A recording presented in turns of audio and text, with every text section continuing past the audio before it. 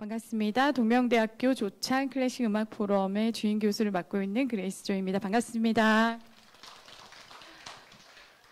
네, 한 회차 한 회차 너무 이렇게 소중하고 너무 아까운 것 같습니다. 오늘 특별히 여러분들이 또 굉장히 좋아하시고 또 오늘 꼭 함께 하고 싶은 우리 피아니스트 임현정 선생님. 제가 단톡에다가 8월 말이었죠. 열린 음악회 때 아리랑 판타지 또 편곡을 해서 한 거를 올려놨거든요. 나중에 조찬 포럼 마치시고 여러분들 또 감상 같이 하시면 좋겠습니다. 우리 모차르트 강의 때도 한번 모셨었죠. 한국인 최초 그리고 역사상 최초라는 타이틀의 주인공이지 않나 싶습니다. 얼마 전에는 라흐마니노프 전곡, 협주곡 또 편곡을 해서 또 독주회를 했고요. 정말 세계 최초로 제일 어린 나이에 베토벤 또 협주 전곡 녹음을 또 해서 많은 사람들에게 또 놀라움과 경이로움을 또 안겨다준 우리 피아니스트 임현정 씨가 아닌가 싶습니다. 얼마 전에 또 블리스라는 에세이를 출간했어요. 여러분들 꼭 한번 제가 나중에 소개해 주세요 하니까 소개해도 돼요. 그래서 꼭 소개해 주세요. 제가 참 좋아가지고 여러 가지 너무 좋은 내용들도 참 많았던 것 같습니다. 거기에 한 구절에서 정말 똑똑한 사람이 지금 최고의 그게 아니라 계속해서 발전하고 성장하는 사람이 정말 멋지고 최고의 사람이라고 이렇게 되어 있는 구절이 있는데 지금 여기 지금 계신 분들이 그런 분들이 아닐까라는 생각을 합니다. 오늘 독립과 자유의 상징 베토벤이라는 제목을 가지고 삶에서 보여준 베토벤의 패기 넘치는 자유로움 그리고 음악에서 보여준 베토벤의 강렬한 독립성이라는 내용을 가지고 여러분들과 함께 할 건데요. 함께 교감해 주시고 여러분들 우리 피아니스트 임현정 선생님 큰 박수로 환영해 주시기 바랍니다. 어서 오세요.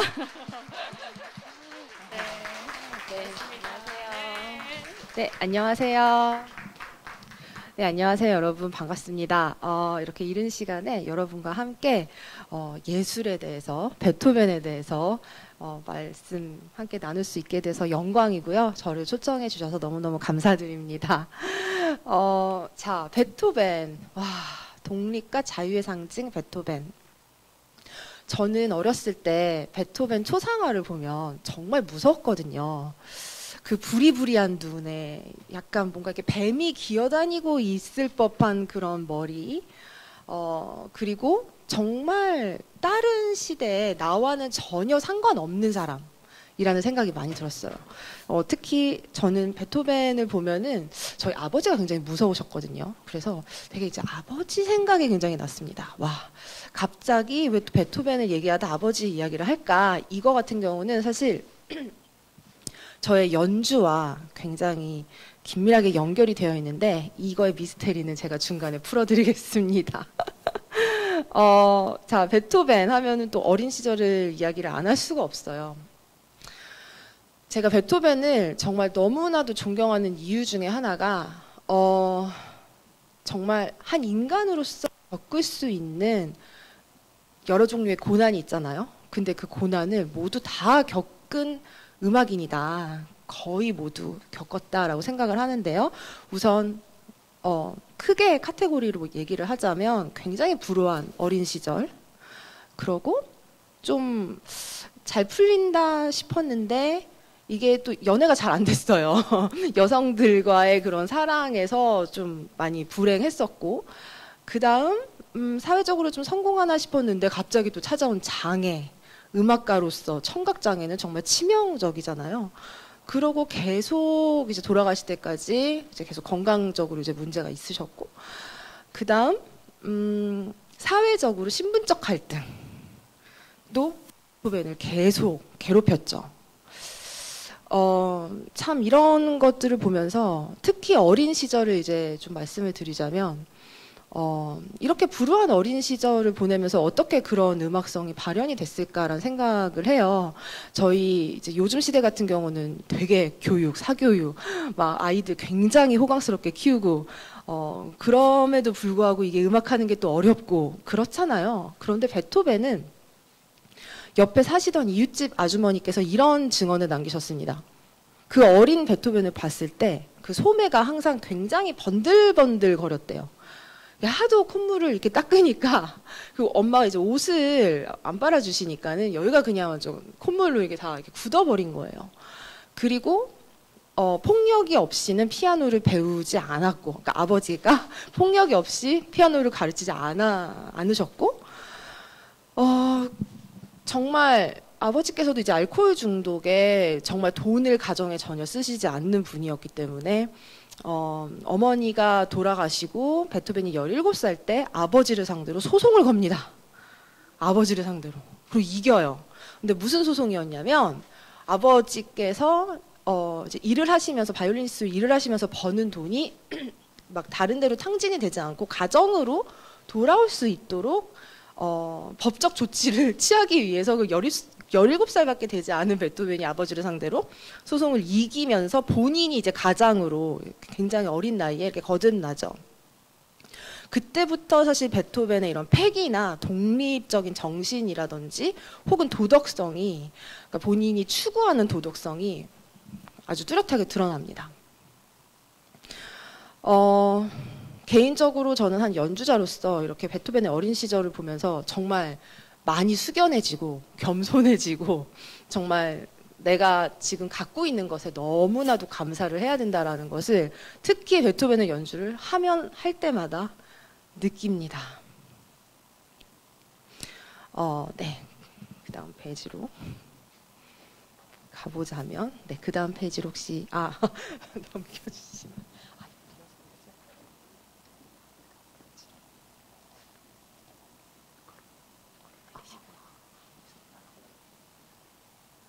네, 까르 헐링의 테플리츠 사건이라는 그림이 있어요. 아주 유명한 그림인데 1812년도에 일어났었던 일인데 1812년도면 베토벤이 한 42살 정도 됐고 괴테가 베토벤보다 21살 더 많으시니까 자 여기 옆에서 이렇게 숙여서 인사하고 있는 사람이 괴테고 아주 뻣뻣하게 거의 그 뒤에 있는 사람들을 외면하듯이 이렇게 딴청 부리면서 다른 데 보면서 이렇게 걸어오는 사람이 베토벤인데 테플리츠에서 귀족들이 이렇게 걸어오는 거예요. 여러 명이. 근데 이제 베토벤이 괴테와 함께 이렇게 길을 걷고 있다가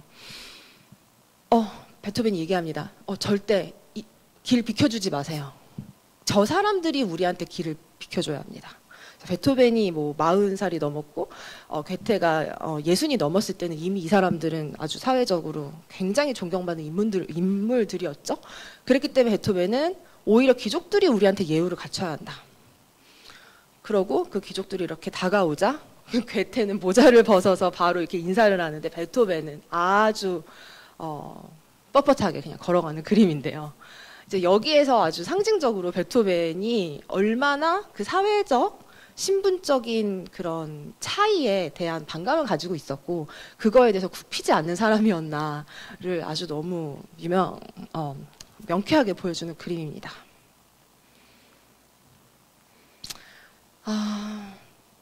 베토벤의 이런 패기, 독립성, 자유로움 이런 것들이 도대체 어떤 식으로 발전이 됐을까를 저는 이제 굉장히 궁금했었는데요. 자, 프로메테우스 하면 여러분 프로메테우스의 신화 아시죠? 반신반인, 반은 인간이고 반은 신인 이 프로메테우스가 신들이 그 숨겨놓은 신성한 지혜를 이제 불로 나타냈는데 그 불을 훔쳐서 신들만 갖고 있는 그 지혜를 신들 사이에서만 이렇게 누리지 않고 모든 인류에게 그 신성한 지혜의 불을 선사해주고자 이제 프로메테우스가 그 불을 이렇게 훔치다가 결국에는 붙잡혀서 이렇게 쇠사슬에 묶여서 결국에 그 간을 독수리한테 이렇게 간이 이렇게 뜯기는 그런 그림인데요. 베토벤이 프로메테우스한테 굉장히 열광했어요. 베토벤이 나폴레옹한테 굉장히 열광했잖아요. 그것과 같이 프로메테우스한테 너무 열광을 했더라고요. 그게 한 베토벤이 30살쯤이죠? 저보다 훨씬 어린 나이예요.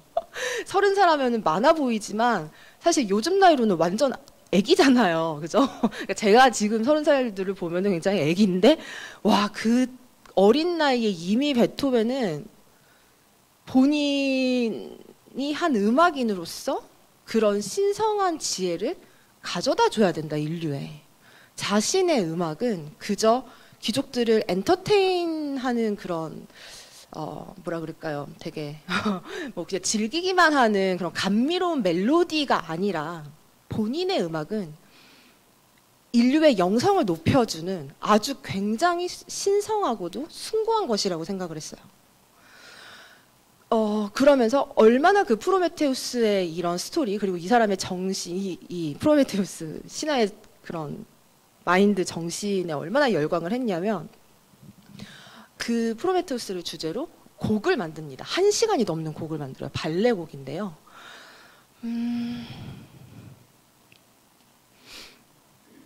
베티나 브렌타노, 베토벤과 굉장히 가깝게 지냈던 여인이죠. 근데 그 베티나 브렌타노가 괴테한테 이제 보냈던 편지의 한 구절이 있어요. 베토벤에게 있어서 인생의 모든 것은 감각적인 존재에게 보다 나은 삶을 살 수 있게 영적인 활력을 불어넣을 수 있는 도구이며 자기 자신이 그것을 이룰 수 있는 새로운 방식의 창조자라고 생각했다. 라고 얘기를 하죠. 정말 베토벤의 삶을 보면은 이런 내면적인 요소라든지 외면적, 그리고 영적인 삶이 굉장히 팍팍하게 아주 이렇게 충실하게 갖춰져 있다라고 저는 생각을 합니다. 자, 이게 어떤 식으로 음악적으로 이제 나타나느냐? 베토벤의 음악을 쭉 살펴보면은 항상 이런 모티브들이 굉장히 많이 나와요. 좀 이렇게 연주를 해드리자면.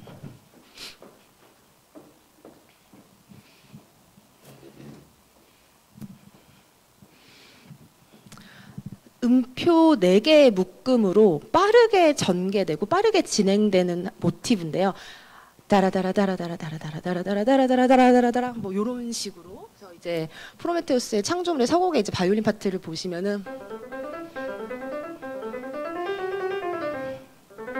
이제 이런 거라든지 아니면은 베토벤의 열정 소나타를 보시면.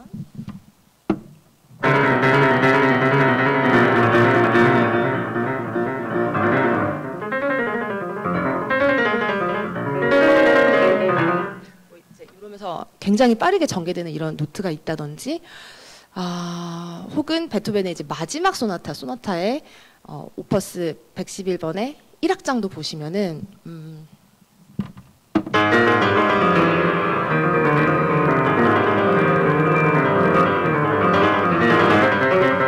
이런 식으로 이렇게 굉장히 빠르게 전개가 되는 모티브들이 베토벤의 음악 속에 계속 나오는데, 저는 이 모티브를 그 신성한 프로메테우스의 그 불이라고 저는 생각을 해요. 그래서 되게 똑같은 모티브들이 정말 계속 끈질기게 나오는데, 이거를 표현할 때 정말 그리고 뭐 햄머클라비어의 푸가에서도 계속 나오고요. 햄머클라비어 푸가 같은 경우도 정말 이렇게 번뜩이는 번개 같은 이런 4개 묶음의 그 음표들이 정말 소용돌이를 치거든요. 처음부터 끝까지. 그래서 그 모티브를 보면 정말 그 불꽃이 저는 연상이 됩니다. 그래서 베토벤의 음악을 들을 때 정말 그 프로메테우스의 정신을 너무 많이 느끼는데요.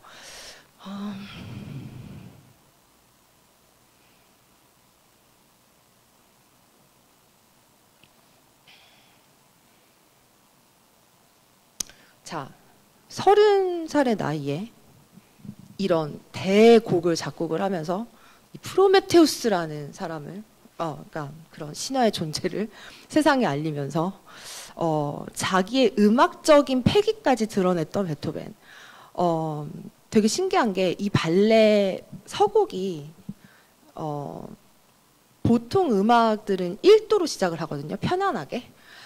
아무리 크고 아무리 막 이렇게 시끄럽게 시작을 해도 이게 도미넌트 코드로 하지는 않아요. 정말 그냥 편안하게 다들 통상적으로 다 1도 먼저 1도로 이렇게 시작을 한단 말이에요. 그런데 베토벤은 아주 혁명적인 발상을 합니다. 그 어린 나이에 보시면 아시겠지만 도미넌트 코드, 세븐스 코드, 7도 코드로 화성으로 이 곡을 시작을 하면서 그것도 포르티시모로 시작을 하면서 가면 갈수록 더 텐션이 많아지고 드라마틱한 코드로 전개를 하면서 이런 인트로덕션을 세상에 내놓습니다. 연주를 좀 해드릴게요. 뭐 대부분 음악들이 시작을 할 때 아무리 드라마틱해도 1도거든요.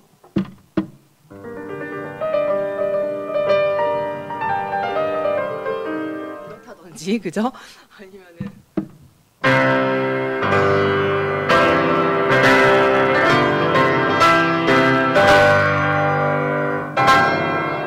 아무리 도미넌트로 간다고 해도 우선 1도부터 시작을 하고 도미넌트로 가는데 베토벤은 첫 마디, 첫 음부터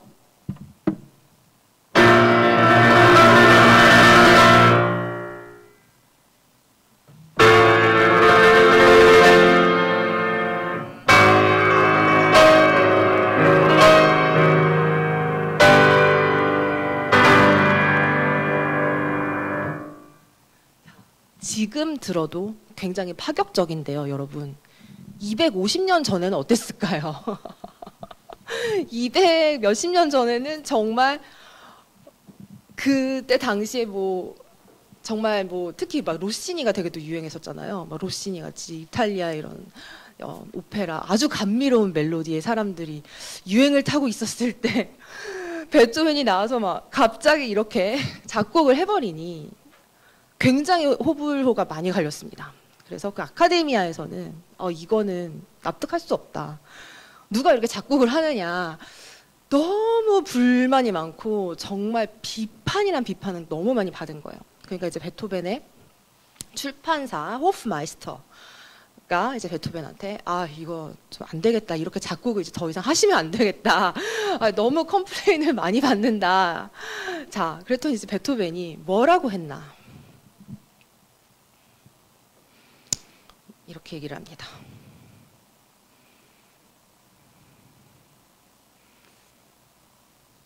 그들이, 저들이라고 하긴 하는데 그들이, 그래서 베토벤은 이제 그들을 누구라고 하냐면 라이프치히 억센, 라이프치히 억센이라고 이제 라이프치히의 평론가들이 일컫는데 이제 여기서 억센은 소의 복수형을 말하는 거를 이제 라이프치히의 소들이라고 이렇게 익살스럽게 비꼬면서 얘기를 해요, 베토벤이. 그러니까 이렇게 제가 다 말씀을 드리는 게 약간 이제 베토벤의 그런 캐릭터도 좀 나오잖아요. 이런 편지에서 이제 베토벤이 쓰는 그런 표현들을 보면, 그래서 그들이 막 떠든다고 해서 그 누구의 불멸의 존재, 그 누구도 아무리 그렇게 떠든다고 해도 그 누구도 그들이 불멸의 존재로 만들 수 없거니와 아폴로 신만이 수여할 수 있는 그런 불멸의 영예를 뺏어갈 수도 없다. 그러니까 그런 불멸의 영예는 그들이 만드는 게 아니다. 신이 할 수 있는 거다. 그래서 나의 영예는 오로지 신에게 맡길 거다. 감히 사람들이 할 수 있는 일이 아니다라는 이런 어마어마한 이야기를 하면서 이 발레 프로메테우스의 창조물의 이 서곡을 작곡을 하고 그렇게 큰 비판을 받고 나서 바로 즉시 베토벤이 교향곡 1번을 작곡을 해요. 자, 1번은 또 어떻게 시작을 했을까요? 아하, 당신들이 나의 그 발레 서곡을 싫어했습니까? 한 번 더 해줄게요. 또 똑같이 해줄게요 하면서 거의 동일하게 비슷하게 또 그 베토벤 교향곡 1번 또 똑같이 거의 비슷하게 시작을 합니다. 또 도미넌트예요. 7도.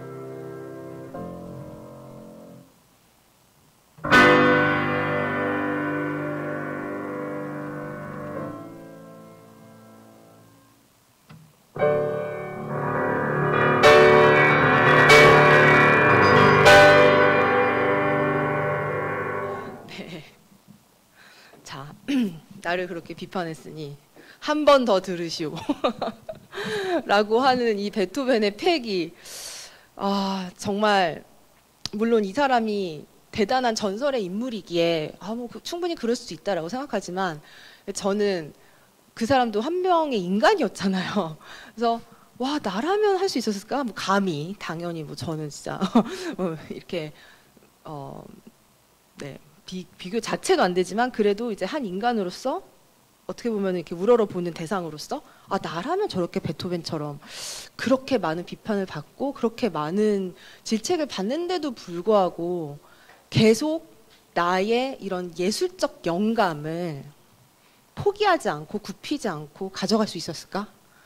저는 이 질문은 요즘 현대 음악인들 그리고 특히 이제 공부를 하는 음악 전공생들한테 던져보고 싶은 질문이에요. 여러분들이 혹은 그 음악 하시는 분들이 자신의 그런 예술적 영감에 대해서 얼마나 확신을 하고 있는지 정말 저는 체크를 해야 된다고 생각을 합니다.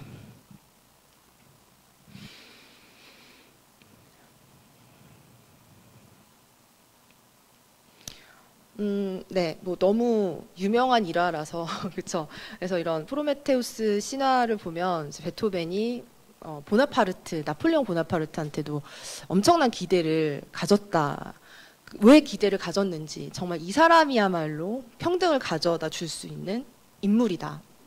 사회를 바로잡을 수 있는 인물이다라고 생각을 했는데 얼마나 그렇게 생각을 했으면 베토벤이 자신의 세 번째 심포니 영웅 심포니를 아예 이름을 보나파르트 심포니라고 지어서 보나파르트한테 이제 헌정을 하려고 하죠.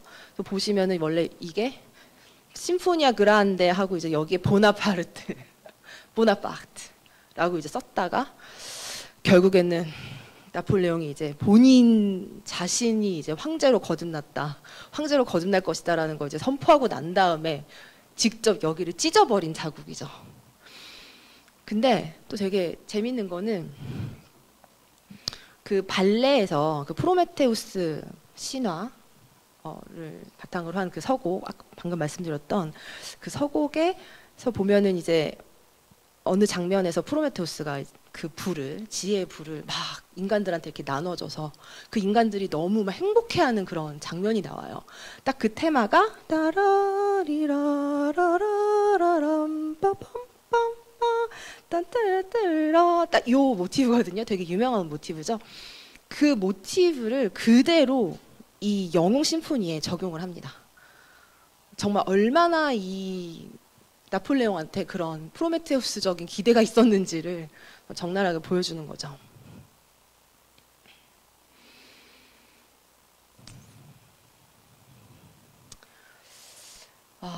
자, 베토벤의 경제관념을 또 보면은 또 많은 그런 흔적들이 나와요. 사실 우리가 예술과 돈 하면은 이거는 좀 이렇게 어울리지 않아라고 생각할 수가 있잖아요.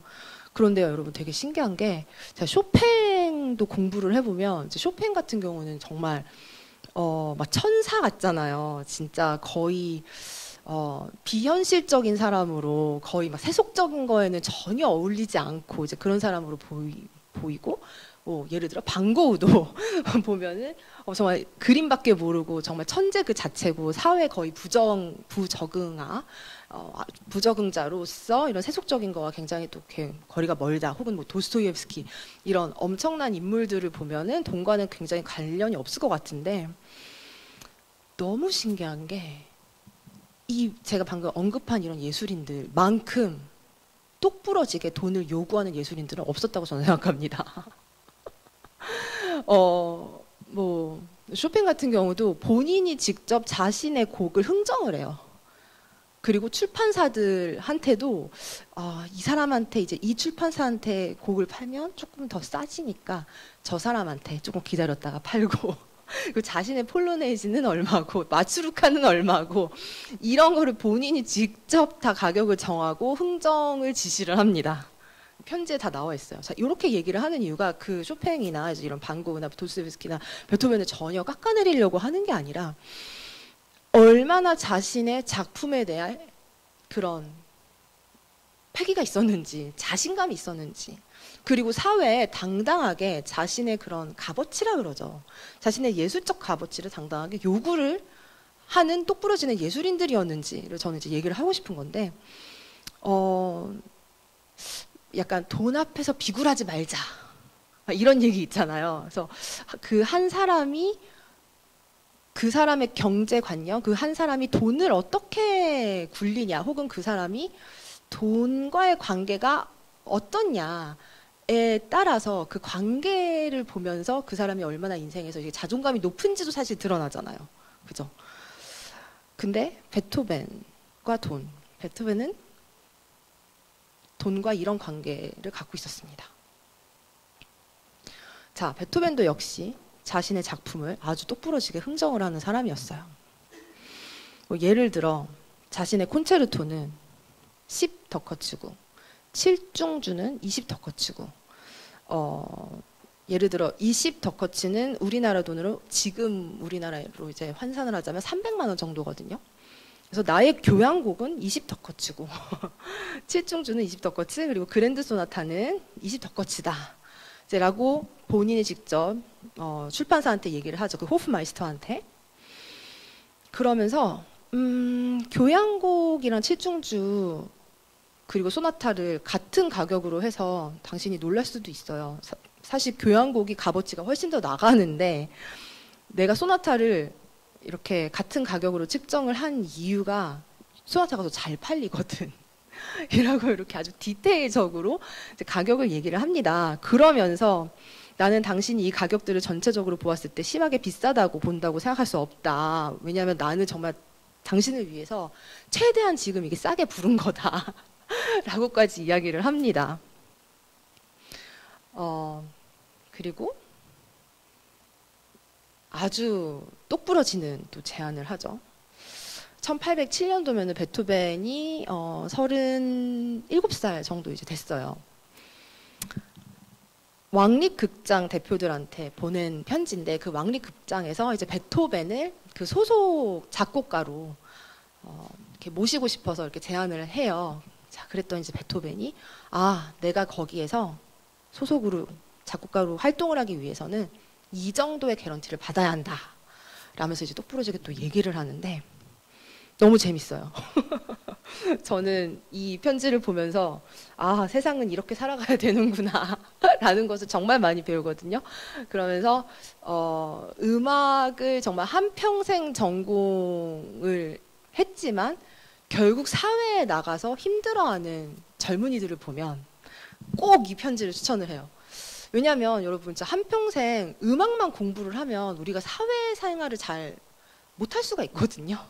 근데 결국에는 나의 음악은 그냥 내 방 안에서만 나만 들으려고 하는 게 아니잖아요. 정말 전 세계와 나누기 위해서, 세상과 나누기 위해서 우리는 음악을 하기 때문에 나와 세상과의 관계가 원만하게 돌아가야 되거든요. 그러려면 이런 경제적인 활동에 있어서도 아주 유연하게 대처를 할 수 있어야 되는데, 자, 베토벤은 이렇게 얘기를 합니다.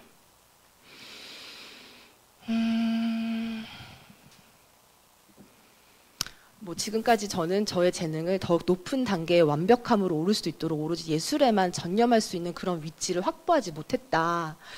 그러니까 이 얘기는 뭐냐면 사실은 돈에 대한 걱정이 없어야 내가 계속 음악적으로 집중을 하고 이거를 정말 완벽함으로 오를 수 있도록 오로지 예술에만 전념을 할 수 있는데, 내가 지금 그거를 하지를 못했으니 만약에 내가 지금 이 왕립극장에 소속이 된다면 당신들이 그거를 보장시켜 줘야 된다 라고 이렇게 예술을 목표로 얘기를 합니다.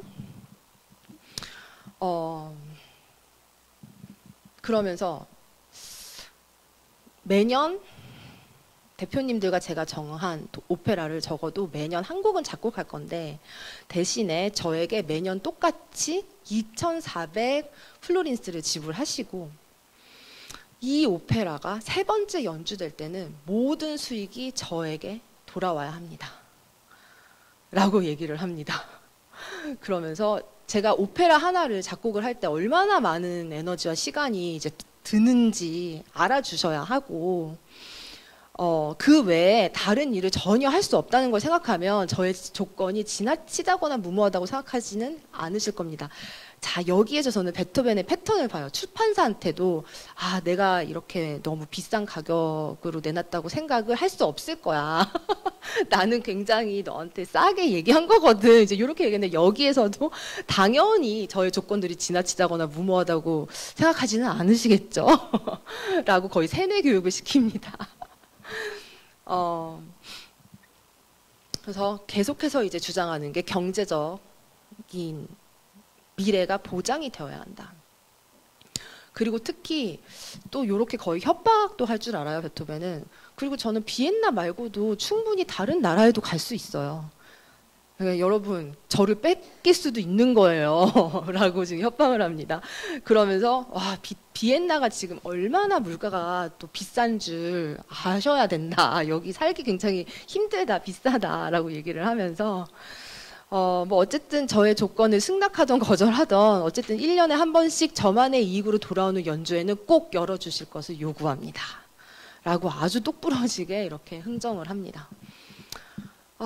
저는 이런 베토벤의 패기 그리고 독립심을 보면서 정말 그래, 예술인으로서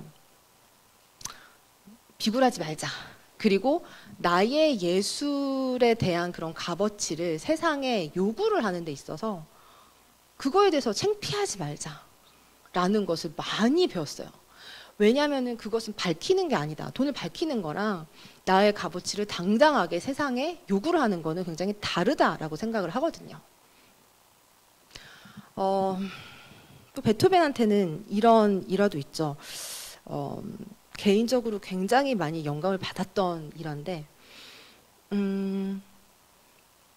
뭐 이거는 약간 개인적인 얘기긴 하지만은 그러니까 외국에서 이런 인종차별을 당하면서 있을 때 되게 서럽잖아요. 저는 이제 유학을 하면서 그런 경험이 있었는데 너무너무 서러워서 이제 모든 것까지 다 포기를 그냥 하고 다시 편한 내 나라로 돌아가야 되겠다. 그냥 여기서 그만두자라는 생각까지 저의 머릿속을 이렇게 스쳐 지나간 적이 있었는데 그때 저의 손을 잡아준 게 베토벤이었어요. 어떻게 잡아줬느냐.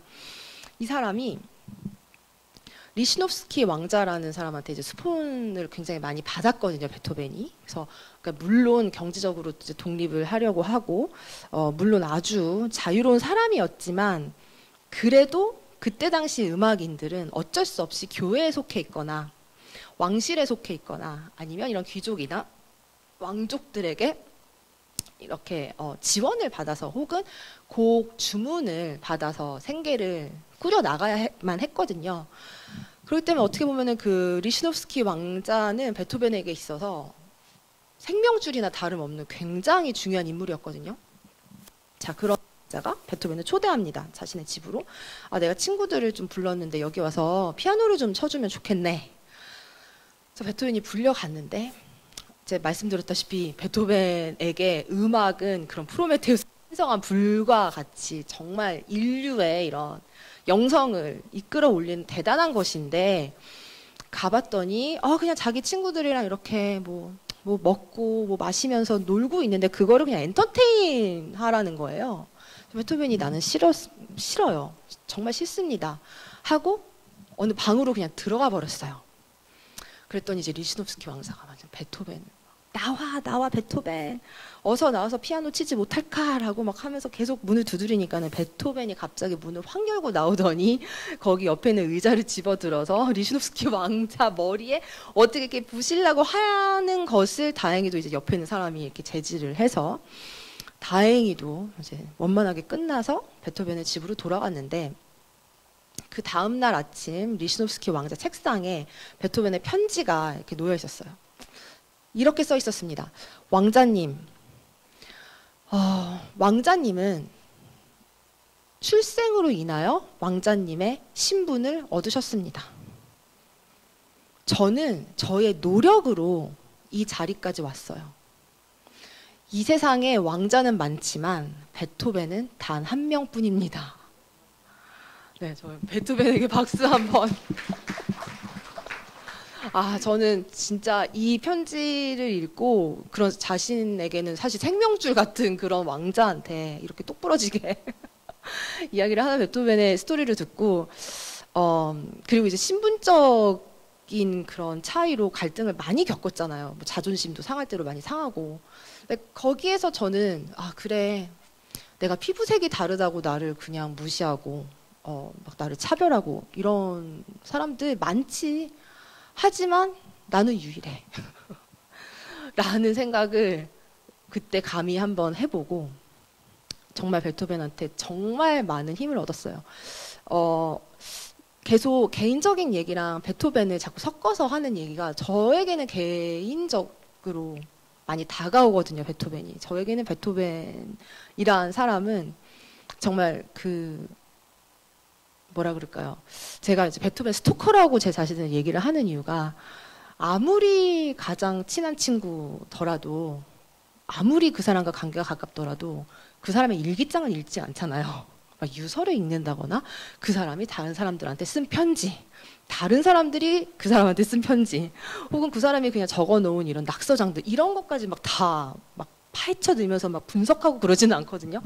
그런데 이게 베토벤을 계속 이런 식으로 깊숙이 공부를 하다 보니까, 내가 이 세상에서 제일 잘 아는 사람이 바로 베토벤이구나 라는 생각이 들고, 그리고 그 사람의 음악이 얼마나 적나라한 일기장인지 또 깨닫게 됐어요.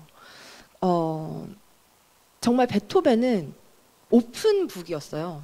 자신이 겪었던 그런 갈등, 영성적인 갈등, 그리고 낭만적인 갈등, 그리고 사회적 갈등, 그 자기가 존경했던 인물들, 자연에서 받은 영감들, 이런 것들을 그냥 그대로 하나의 일기장 같이 음표로 통역을 해서 이렇게 오선지에 적어 놓는데, 그 오선지에 적어 놓은 그런 음표들을 정말 영혼으로 흡수하고, 손가락으로 흡수하고, 심장으로 흡수를 하면서 직접 그거를 해석을 해내는 연주자로서는 정말 베토벤과 하나가 되지 않을 수가 없거든요.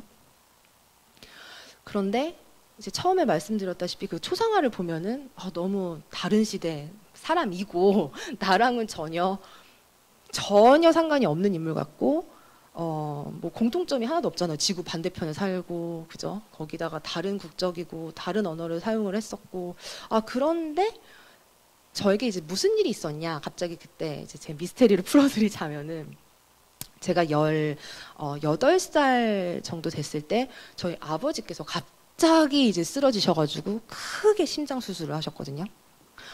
그 심장 수술을 하는데 거의 뭐 10시간이 넘는 시간 이제 수술을 하셨는데, 저는 초반에 말씀드렸다시피 정말 베토벤을 보면 저희 아버지가 생각났어요. 저희 아버지는 되게 거의 공룡 같은 존재, 제가 하도 막둥이라 가지고 이제 아버지가 나이가 꽤 많으셨는데 완전 범접할 수 없는 존재고, 거기다가 나랑은 완전 동떨어진 다른 시대 인물이다. 일제시대 겪으시고 6.25까지 겪으셨기 때문에 정말 나랑은 동떨어진 인물이다라고 생각을 해서 베토벤과 참 많이 일치를 했어요, 저희 아버지가. 그런데 갑자기 그렇게 쓰러지셨다는 소식을 듣고 처음으로 아빠가 연약한 인간이구나. 우리 아빠도 그냥 한 인간이실 뿐이고 이렇게 약한 점이 있구나, 쓰러지실 수 있구나, 내가 생각했던 그런 철옷, 갑옷을 입으신 공룡이 아니구나라는 생각을 드는, 그러니까 정말 뼈저리 그런 느낌을 받으면서 그때 베토벤 소나타를 연주를 하고 있었는데 너무 다른 거예요. 이렇게 얘기를 하면은 되게 신기하게 느끼실 수 있는데, 베토벤의 음악이 더 이상 초상화에 갇힌 어떤 이런 동상의 이런 전설의 인물의 그런 음악으로 느껴지지 않았고, 갑자기 정말 한 인간 속에서 뛰고 있는 그 심장이 펄떡펄떡 뛰고 있는 것 같았어요, 그 음표들이. 그 후부터 베토벤에게 좀 많이 미치게 되죠. 그러면서 정말 베토벤을 한 인간 그 자체로 받아들이면서 감히 베토벤의 인생을 저의 인생과 이렇게 계속 비교하고 그저 대조를 해보면서 베토벤을 한 멘토로서 이렇게 삼게 됩니다.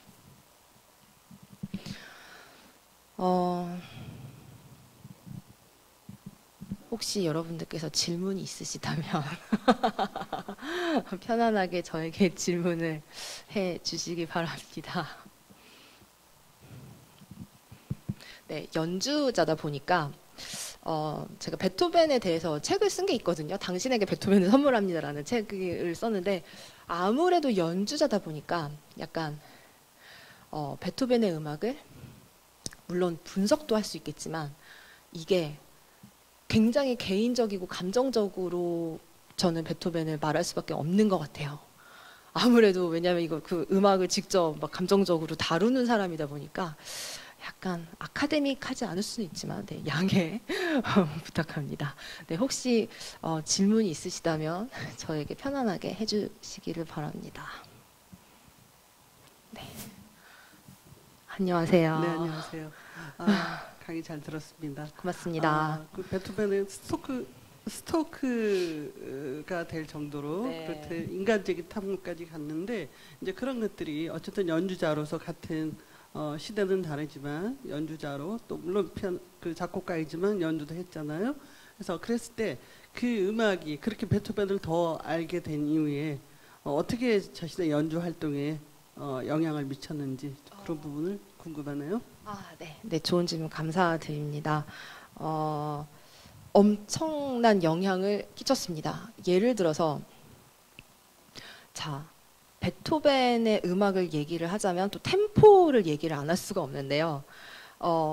제가 베토벤 소나타 전곡을 이제 녹음을 했을 때 특히 그 함머클라비어 소나타가 있어요. 근데 그 함머클라비어 소나타를 보시면 악장마다 메트로놈 표기가 적혀져 있어요. 근데 그거는 누구도 반박할 수 없는 속도입니다. 왜냐하면 숫자이기 때문에 베토벤이 4분음표는 126으로 해야 된다라고 써놨으면 그거는 그냥 126인 거예요. 근데 문제가 뭐냐면 현대에서 어떻게 얘기를 하냐면 이거는 너무 빠르다.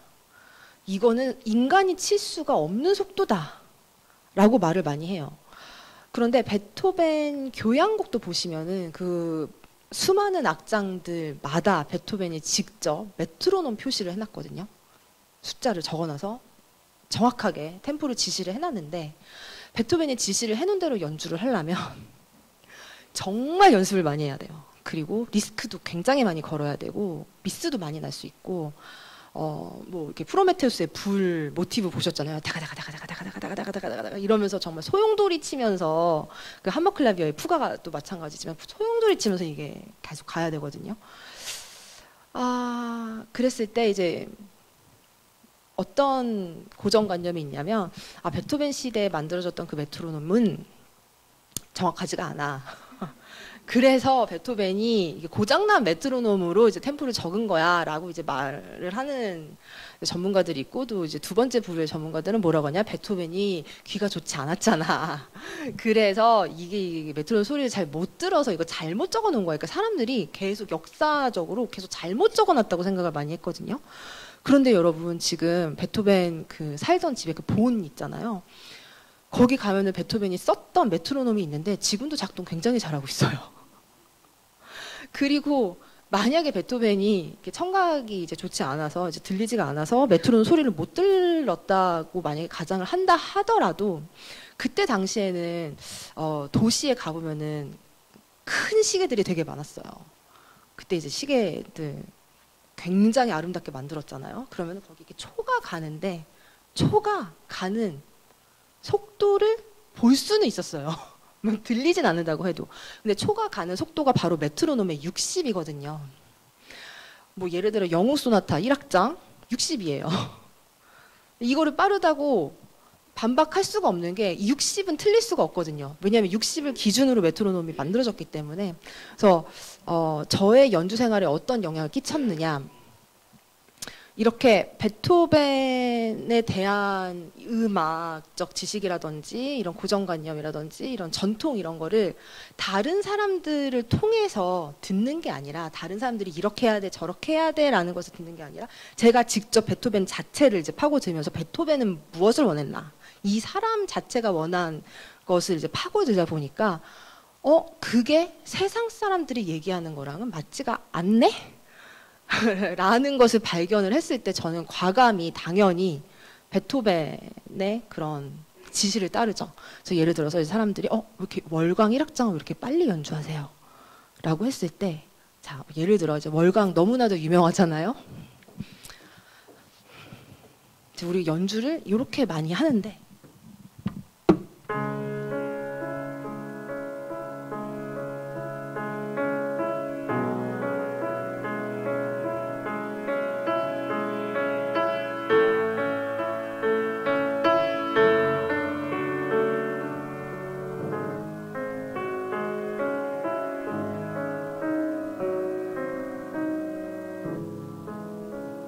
이렇게 하는데 악보를 잘 들여다보면은 하나 둘 셋 넷 이런 식으로 박자를 세는 4분의 4박자가 아니라 월광은 2분의 2박자예요.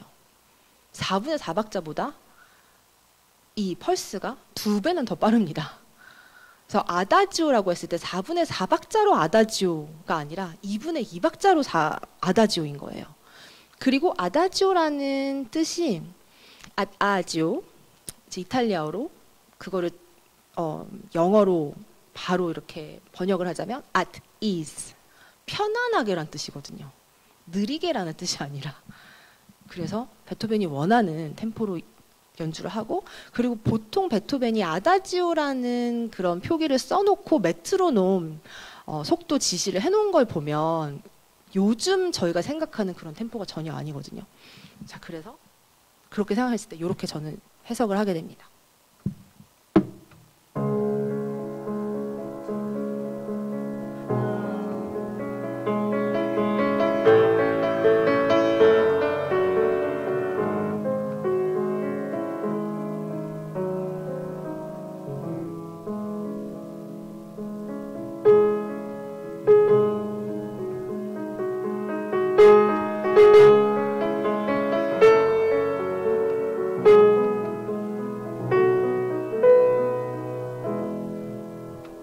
보시면 이거는 사실 메인 모티프가 아니라 반주잖아요. 근데 이게 템포가 너무 느려지면 갑자기 얘가 주인공이 되면 이게 계속 이제 주인공이 되는 거죠. 사실 주인공은 여기서 나타나죠.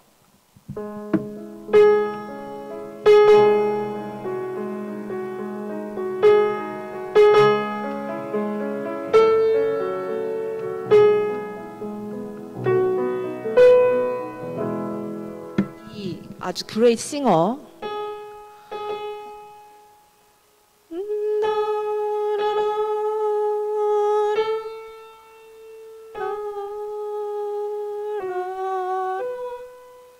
이게 한 프레이징이에요. 근데 이렇게 계속 소스테이트로 계속 이렇게 서스테인이 되는 음표들이 굉장히 많은데 사실 우리가 이런 보컬적인 목소리적인 관점으로 생각을 했을 때도 템포가 너무 느리면 계속 중간에 음표를 끊고 계속 숨을 쉬어야 되잖아요. 근데 사실 이 월광이 굉장히 보컬적인 곡이거든요. 그래서 이제 그거 작곡 법이 어떻게 됐는지, 작곡 스타일이 어떻게 됐는지를 이제 분석을 하고 베토벤이 원래 사용을 했던 템포를 생각을 하면 결국엔 굉장히 논리적으로 이런 템포가 나오는데 이제 이렇게 제가 연주를 했더니 이제 엄청난 비판을 받는 거죠. 월광을 누가 이렇게 빨리 치냐? 왜 이렇게 템포가 빠르냐? 그래서 저는 생각을 하는 게 당신들이 느린 거예요. 라고 이제 자신감 있게 이제 이야기를 합니다. 예, 이런 식으로 네. 네. 베토벤을 본받기 위해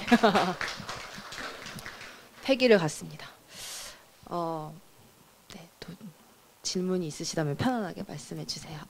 아까 네, 여기 선생님께서 아까 또 손을 드셨었어요. 네. 항상 아름다운 음악을 들려주시고 오늘 유익한 강의를 해주셔서 감사합니다. 고맙습니다. 항상 그 의문을 가지는 것은 아마 임피아니스트께서 제일 길게 지금까지 연주한 곡 중에서 제일 긴 곡이 시간이 얼마나 걸렸습니까? 베토벤의 함머클라비어가 40분을 넘기죠. 한 소나타 하나가. 그런데 뭐 리사이틀은 3시간 리사이틀은 해봤습니다. 그리고 베토벤 소나타 전곡을 연주를 하기 위해선 8일이 걸렸어요. 네. 근데 곡 하나만 딱 얘기를 하자면은 함머클라비어 40분 정도 되는. 아니다. 바흐의 평균율 전곡이구나. 바흐의 평균율 전곡이 100분 정도 걸립니다. 그래서 1번. 제가 그 공연을 감상하러 가면 보통 피아니스트들이 한 30분에서 40분 정도 연주를 하시거든요. 그래서 제가 의문을 가진 것은 저 30분, 40분의 이 곡에 대한 음계를, 그 다음에 박자를, 아까 리듬이나 템포를 전부 다 외워가지고 할까? 아니면 수많은 노력을 통한 연습을 통한 몸의 익힌 거기서 나올까? 특히 피아니스트들 아주 그 비바체 같은 빠를 때는 손가락이 안 보이거든요. 맞습니다. 정신없이 안 보이는데 저것을 어떻게 습관이 돼서 일을 할까? 저걸 외워가지고 해서는 도저히 저 손가락 템포 안 나올 텐데 하는 의문을 항상 가졌습니다. 그 어떻게? 네. 좋은 질문 감사드립니다. 우선은 이제 곡을 외워서 또 하는 거랑 몸이 기억을 해서 하는 거에 대한 차이점을 또 이렇게 굉장히 잘 짚어주셨는데요. 맞아요. 곡을 그냥 이렇게 외워버리는 거는 우리가 어떤 노래를 되게 좋아하잖아요. 혹은 뭐 어떤 가요를 좋아해서 그 가요를 그냥 계속 부르다 보면은 내가 가사를 외우고 싶어서 외우는 게 아니라 그냥 저절로 외워지잖아요. 되게 그렇게 저절로 외워집니다. 피아노도 똑같이. 근데 거기에다가 우리가 뭐 이제 댄스를 춘다고 했을 때 스텝들을 계속 반복을 하다 보면 이렇게 뭐 스텝들이 이렇게 자동으로 뭐 이렇게 가잖아요. 그러면서 내가 딴 생각을 하고 다른 뭐 전혀 신경을 안 쓰고 있어도 이제 발이 그냥 혼자 움직일 수 있을 만큼 이제 내가 단련을 했다고 하면은 이제 몸이 기억을 한다라고 하는데 그렇게 두 가지 맞아요. 안보 방식이 있는데 너무 말씀을 잘 해주셨어요. 그런데 이제 피아니스트로서 그게 되게 함정이에요. 손가락이 기억을 하면 사실 이게 심장이 안 따라갈 수가 있거든요. 그러니까 심장과 나의 영혼이 조금 줄을 놓고 있어도 그냥 손가락은 그냥 가는 거예요. 그렇게 되면은 그냥 약간 기계같이 가는 거죠.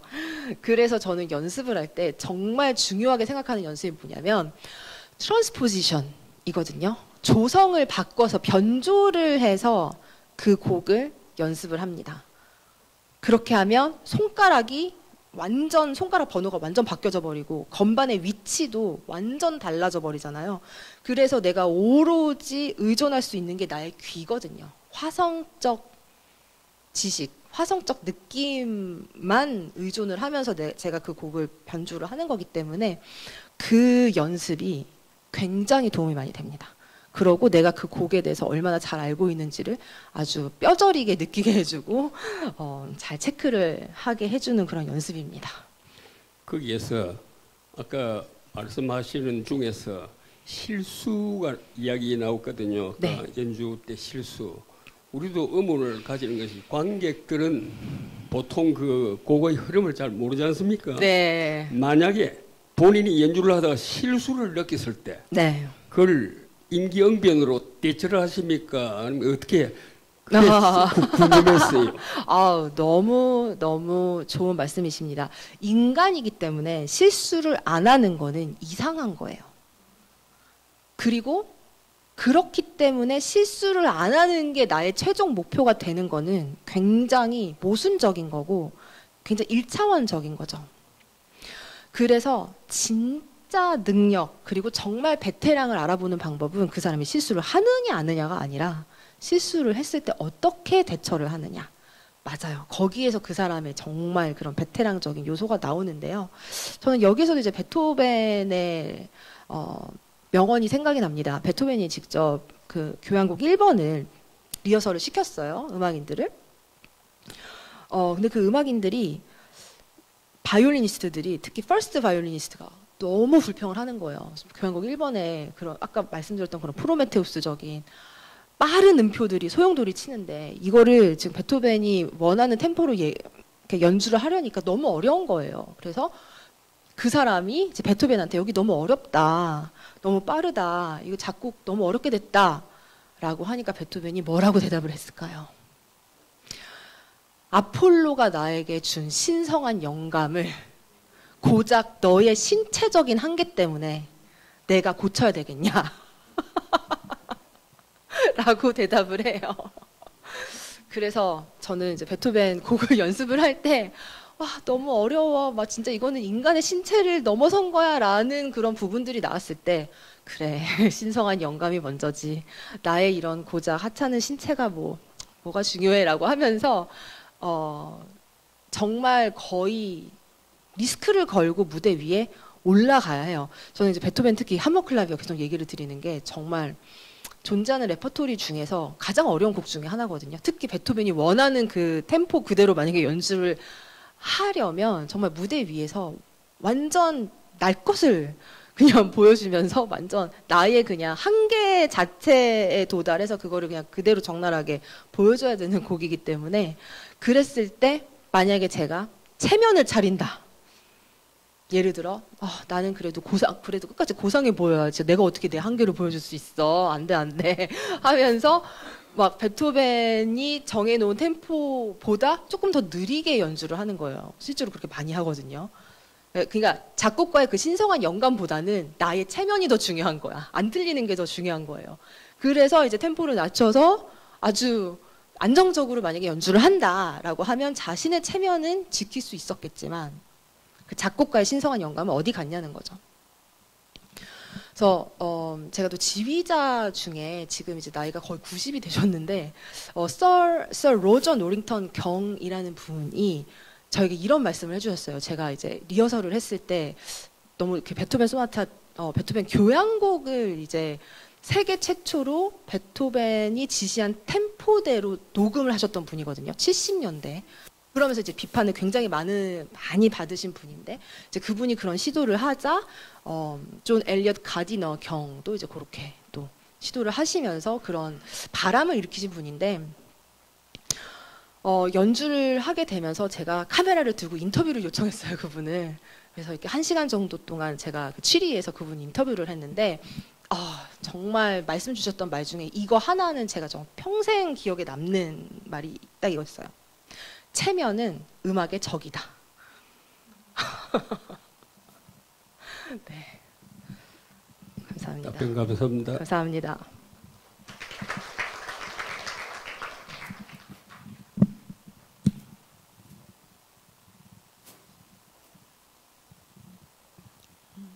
안녕하세요. 저 임현정 씨 팬인데요. 안녕하세요. 네, 감사합니다. 뭐 이렇게 가끔 연주회 일부러 또 찾아가고 그럽니다. 고맙습니다.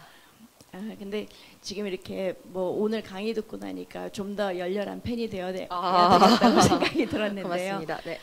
지금까지의 이렇게 뭐 이룬 그 치열한 이렇게 뭐 과정이나 그런 거가 안 보더라도 실제로 이렇게 뭐 보진 않았지만 거의 이렇게 상상이 돼요. 근데 네. 여성으로서 뭐 결혼이라든가 사랑이라든가 함께 다 누리려면은 시간이 24시간 훨씬 모자랄 것 같거든요. 네네. 그런 면에 그런 소소한 뭐 소소하다면 소소할 수 있지만 또 크다면 클 수 있는 그런 인생에 관련된 그런 부분들은 어떻게 함께 이렇게 누려가면서 또 이렇게 치열한 연주자로서의 삶도 네. 병행하고 계시는지 네. 알고 싶어요. 제가 내년에 40이에요. 한국 나이로 40이기 때문에 다 보통 분들이 하시는 거를 다 잘 절차적으로 잘 하고 있습니다. 네. 그게 너무 이제 좋은 말씀을 해주셨는데 사실 저 베토벤만 봐도 되게 불우했잖아요. 막 되게 이런 뭐라 그럴까요? 여성들과의 그런 관계에서도 계속 삐걱거리고 막 자신의 신분은 낮은데 이제 귀족 여성들 훨씬 막 어린 막 그런 여성들을 또 막 또 좋아하고 이러면서 또 거절당하고 차이고 뭐 그래서 월강 소나타도 작곡을 하고 너무 유명한 일화잖아요. 그러고 그 후에도 계속 이렇게 본인이 좋아했던 여성들과도 신분 차이도 많이 났고 그리고 베토벤의 그 유명한 불멸의 여인이 도대체 누굴까 그런 의문을 가졌을 때도 그 후보자들이 다 범접할 수 없는 그런 여성들이었고 그리고 뭐 쇼팽도 마찬가지로 그렇게 행복한 그런 결혼 생활을 또 한 것도 아니고 그래서 예술가들이 보면은 다 되게 좀 불우했어요. 그런 면에서 그래서 저는 항상 결심을 많이 했죠. 나는 이렇게 살면 안 되겠다. 나는 불우하면 안 되겠다라는 생각을 굉장히 많이 했습니다. 그래서 저는 되게 그 밸런스를 중요하게 생각합니다. 그 개인적인 밸런스, 음악적인 밸런스 아주 중요하게 생각하고 물론 인생에서 겪는 그런 고난이나 시련이나 이런 게 음악에 물론 엄청난 영감이 되겠지만은 그래도 저는 시대는 바뀌었다고 생각해요. 예술인은 굶주려야 되고 돈을 밝히면 안 되고 혹은 불우해야 된다라는 거는 고정관념이라고 생각을 합니다. 그래서 네, 개인적인 밸런스 잘 맞추려고 노력하고 있습니다. 감사합니다. 마지막 질문 하나 드려도 되겠습니까? 아, 예. 예. 그 아주 예술가적인 입장에서 인간적인 얘기를 오늘 많이 해주셔서 너무나 감사하고요. 아, 네. 이제 음악계 천재 모차르트를 생각하면 우리가 그 별로 이제 악보 교정도 없이 천재적인 실력으로 한 줄에 한 방에 썼다고 맞아요. 얘기하던데 맞아요. 베토벤은 굉장히 저 악보들 수정도 많이 하고 맞습니다. 인간적인 면이 많이 들어간 것 같은데 연주를 하다 보면 어떤 차이가 있는지 그거 조금 얘기해 주시면 좋겠습니다. 아, 네, 감사합니다. 네, 맞아요. 여기도 보시면 이거를 잠깐만 이제 이거를 켜 주시면은 맞아요. 모차르트 같은 경우는 모차르트의 심포니 중에 하나가 되게 유명한 게 하프너 심포니잖아요.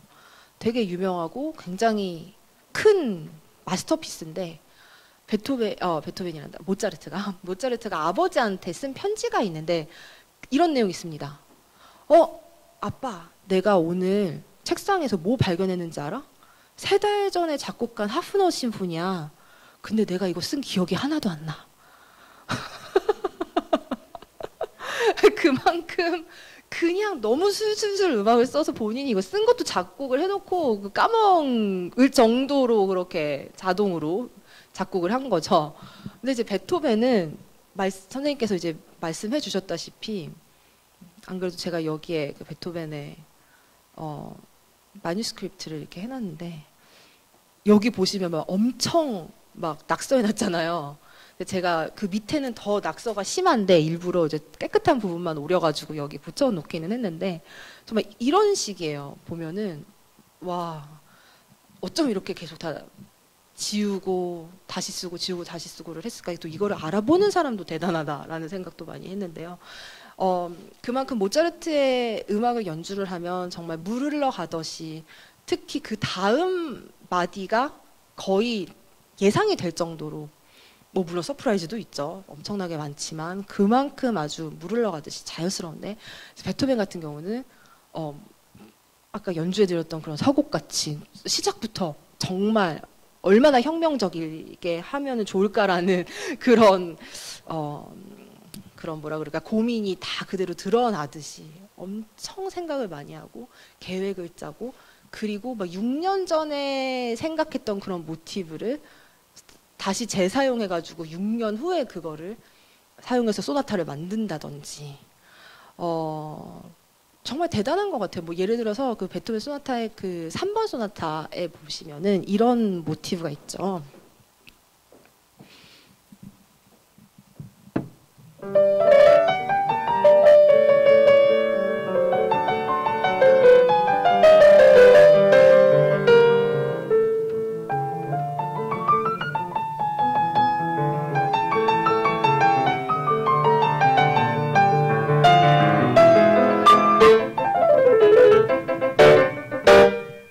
이 곡을 베토벤이 20대 한 중반 정도에 작곡을 했는데 10대 때 이 모티브를 이미 생각을 해놓은 거를 이렇게 거의 10년 후에 자신의 소나타에게 적용을 하면서 굉장히 스트럭처적인 면에서도 아주 길게 생각을 하고 깊게 생각을 하는 그런 작곡가이기 때문에 직접 연주를 하면 사실은 어렵습니다. 네, 자연스럽지 않은 부분들이 많아요. 쇼팽을 연주를 해도 정말 이게 뭐 내 피부 막 세포에 그대로 이제 다가오고 스며든다라는 생각이 들고 뭐라 그럴까요? 엄청 막 힘을 써서 연주를 하지 않아도 이렇게 흘러가는데 베토벤은 좀 많이 힘을 써야 돼요. 네, 그래서 제가 베토벤을 존경은 하지만 와, 그 음악 자체는 되게 힘이 든 것 같습니다. 네, 좋은 질문 감사드립니다.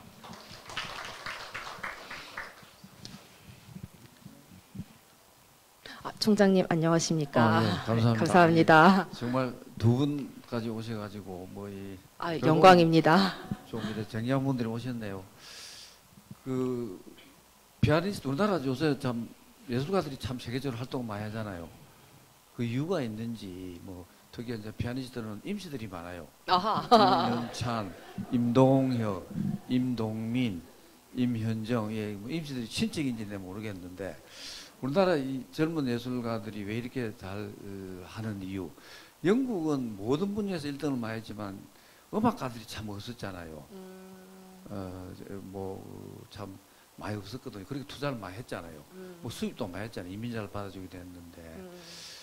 거기 제가 하는 질문이고. 그 다음에 임현정 우리 선생님께서 생각하는 베토벤의 베스트. 감사합니다. 뭔지. 그건 다 다른 분들이 베토벤의 베스트가 뭔지. 이 베토벤 중에서 가장 이 곡이 최고의 곡이다. 인기 있는 곡하고는 좀 다를 수도 있잖아요. 엄청 어렵습니다. 그렇잖아요. 예, 그래서 본인이 생각하는 the best of best. 그 다음에 앞으로 10년 후에는 뭘 하실 건지. 어느덧 10년 후에는 뭘 할 건지. 50, 60. 그러면 나이는 몇 살인지 모르겠습니다.